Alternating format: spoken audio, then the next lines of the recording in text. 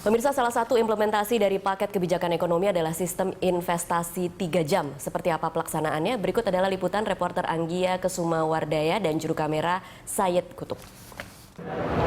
Pemerintah sedang gencar untuk menarik investor datang ke Indonesia, baik itu investor dalam negeri maupun investor luar negeri. Dan kita tahu bahwa untuk menanamkan modal harus melalui Badan Koordinasi Penanaman Modal.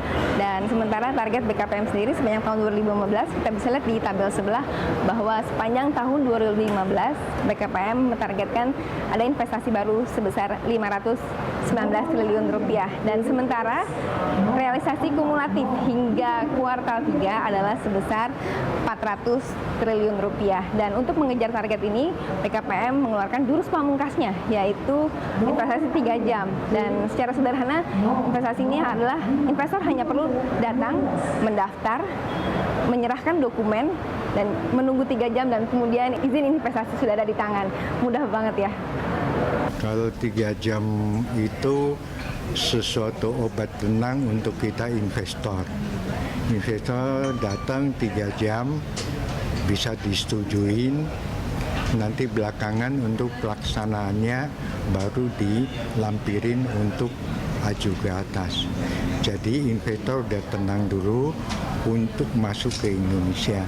Ini satu program yang sangat bagus untuk investor masuk. Ya, kita tadi sudah mendengar bagaimana tanggapan investor mengenai pelayanan investasi 3 jam. Dan saya berada di ruang tunggu investasi 3 jam, di mana menurut saya ini lumayan mewah karena dilengkapi dengan sofa, TV, dan juga kopi yang disediakan gratis bagi para investor tersebut.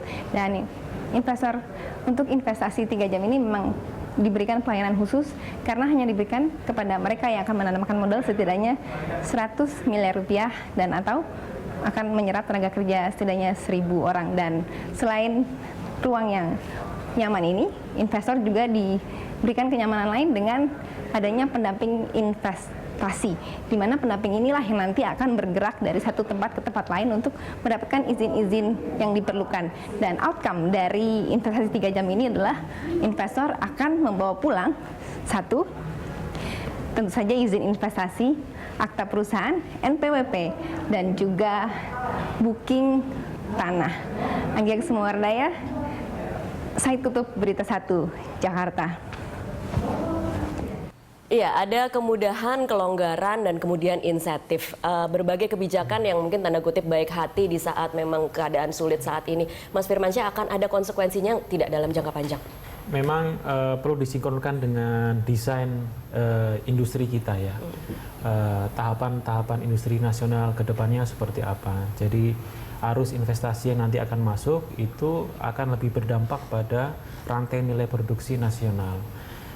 Kalau pemerintah sudah memiliki roadmap atau blueprint tentang pembangunan industri nasional, sekarang saatnya untuk mengawal proses masuknya investasi tadi, sehingga tidak tercerai-berai begitu, tetapi terkonek antara satu fasilitas produksi dengan fasilitas produksi lain. Oke, baik. Saya ke Pak Sani. Pak Sani, waktunya sudah sangat terbatas, tetapi concern kita yang paling penting adalah masalah pengangguran.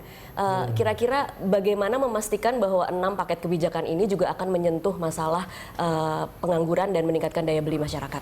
Ya, jadi memang kita tahu bahwa pengangguran, baik yang betul-betul menganggur maupun yang setengah menganggur, termasuk khususnya juga yang mereka sekarang di sektor informal yang perlu naik kelas untuk supaya meningkatkan pendapatannya, ini yang harus perlu diperhatikan. Jadi pemerintah harus lebih menempatkan orientasinya kepada labor intensive industry.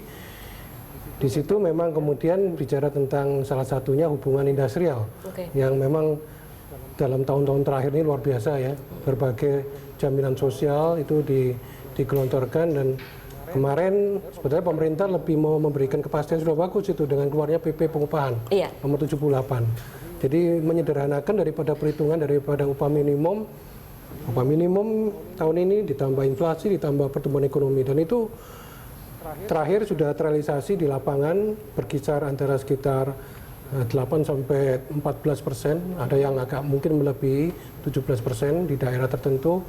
Dan saya pikir itu paling tidak sudah memberikan satu kepastian hukum untuk suatu perusahaan menganggarkan paling tidak dari sisi anggaran biaya tenaga kerja. Kalau yang sebelumnya kan dilepas sehingga bisa naik 30%, 40%, 70%, bahkan saya masih ingat tahun 2013 di Kabupaten Bogor. Itu yang perlu dijaga, konsistensi itu. Konsistensi itu, oke, baik. Terima kasih Pak Sani dan juga Mas Firmansyah untuk waktunya di Prime Time Talk.